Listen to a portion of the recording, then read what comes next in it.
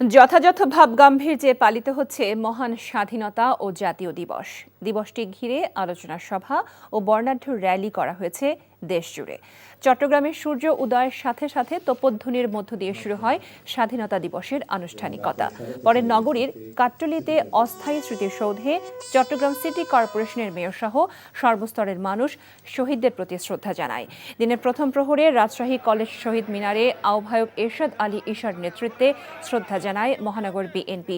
সূর্যোদয়ের সাথে সাথে খুলনার গাল্লামারী শহীদ স্মৃতিসৌধে শ্রদ্ধা জানান বীর মুক্তিযোদ্ধা, প্রশাসনের ঊর্ধ্বতন কর্মকর্তা এবং রাজনৈতিক, সামাজিক ও পেশাজীবী সংগঠনের নেতারা।